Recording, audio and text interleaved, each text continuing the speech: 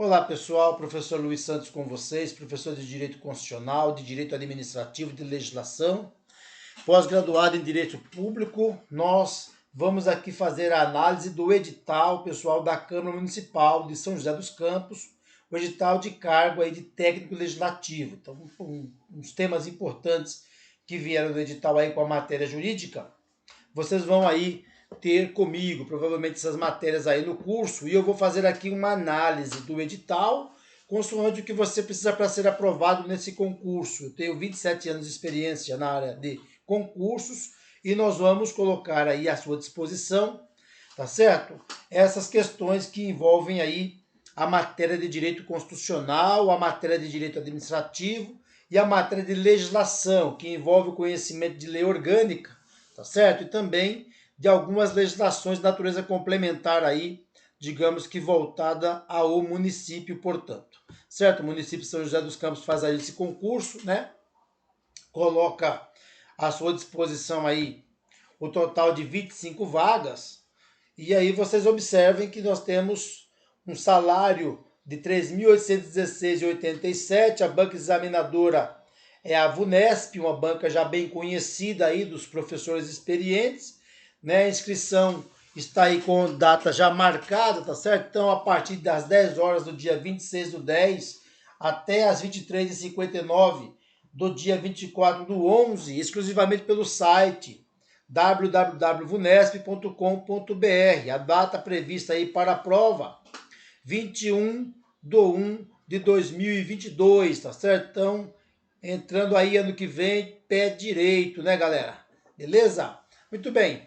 O professor Luiz Santos vai trazer para vocês, então, aqui, a partir de agora, os temas aí voltados para o conhecimento específico, com conhecimento de direito constitucional.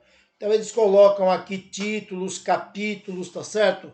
Para vocês estudarem, mas o conhecimento deve vir em torno aí dos artigos que eles apontam no próprio edital. Então, os artigos 1º ao 4º da Constituição vai tratar dos princípios fundamentais da nossa Constituição.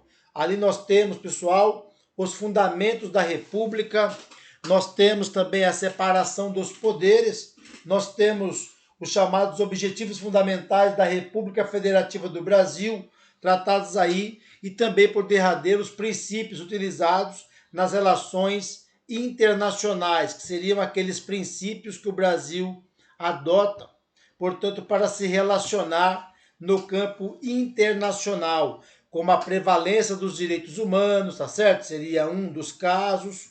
Também o repúdio ao terrorismo e ao racismo, a concessão de asilo político, tudo isso são coisas das relações internacionais, tá certo? Também a defesa da paz, a solução pacífica dos conflitos, a igualdade entre os estados, a não intervenção, tudo isso cai na sua prova. Você tem que ficar por dentro aí quando o assunto estiver dentro da parte de direito constitucional, portanto.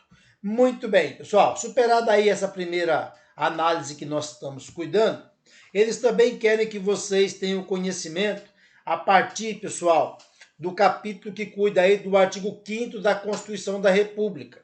Qual seja, direitos, deveres fundamentais. Ali vocês têm que saber algo sobre o habeas corpus, para garantir o direito de locomoção, o habeas data, para garantir a informação, o direito líquido e certo, protegido por mandado de segurança, a chamada ação popular, para garantir os direitos do meio ambiente, patrimônio público, histórico, cultural, as entidades que o Estado participa, o mandado de injunção, quando faltar a norma regulamentadora, são os remédios constitucionais. O artigo 5º é amplo, tem 78 incisos para estudar, é necessário realmente a pessoa se debruçar sobre esse artigo, ele despeca muito, cai na prova de montão.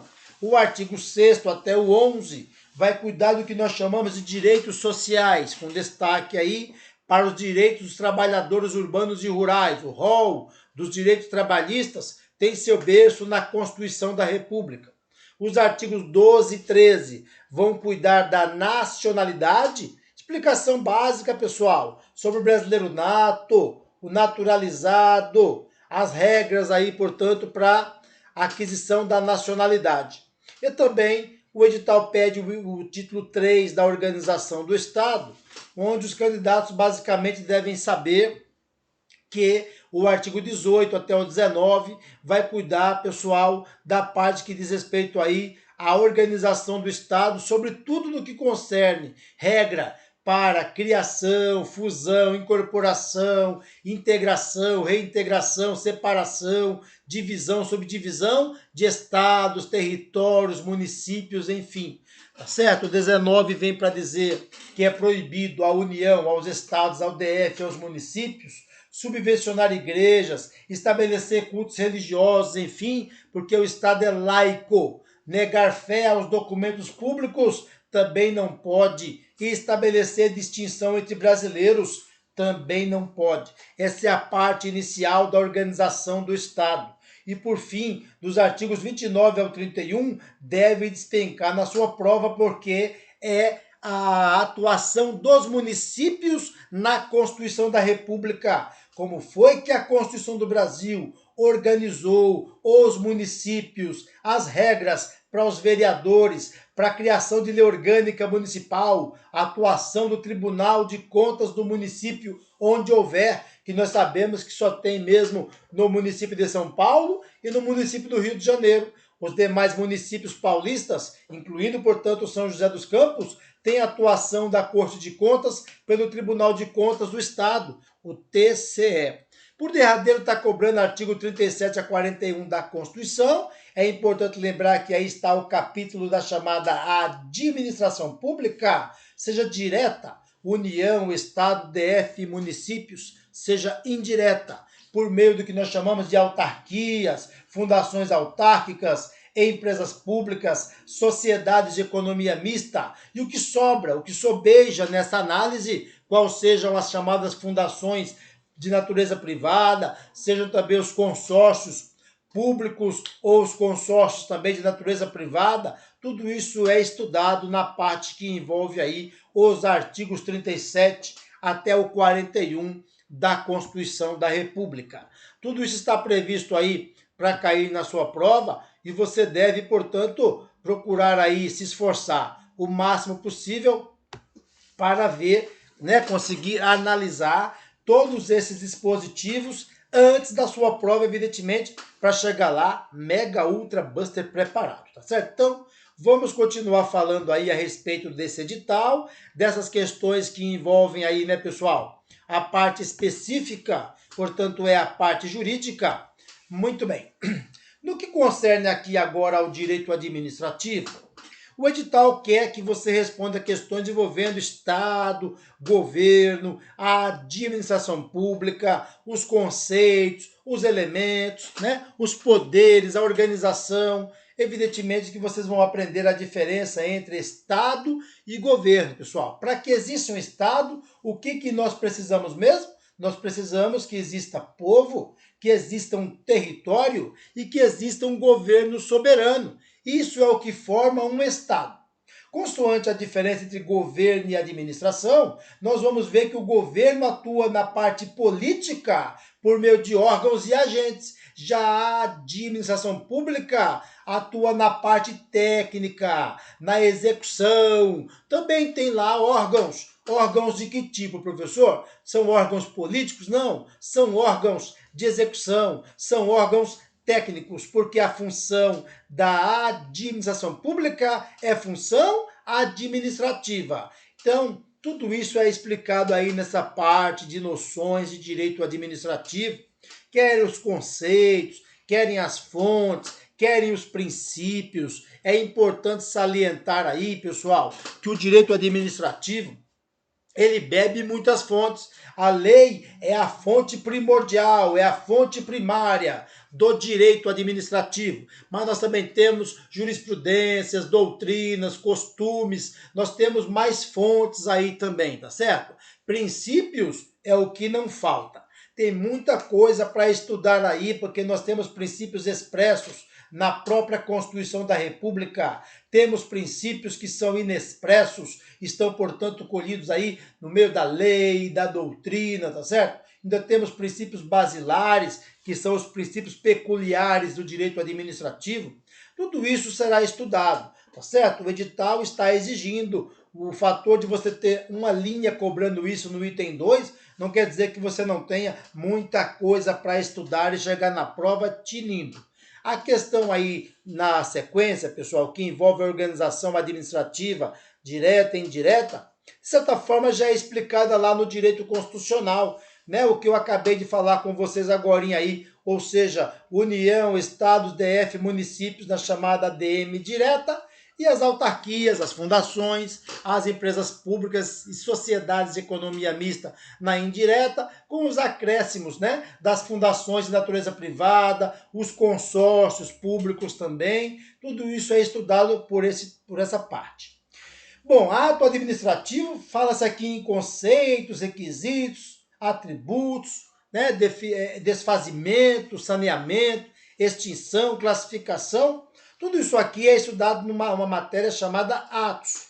Professor, o que seria um ato administrativo? Tenta imaginar que o casamento é um ato civil. Ok, já a demissão de um servidor público é um ato administrativo, tá certo? Então, tanto os atos civis como os atos administrativos têm que cumprir alguns requisitos, pessoal. E esses requisitos a gente estuda aí, ó. Tá colocado aí para vocês os requisitos, os atributos, tá certo? Tudo isso é estudado em direito administrativo.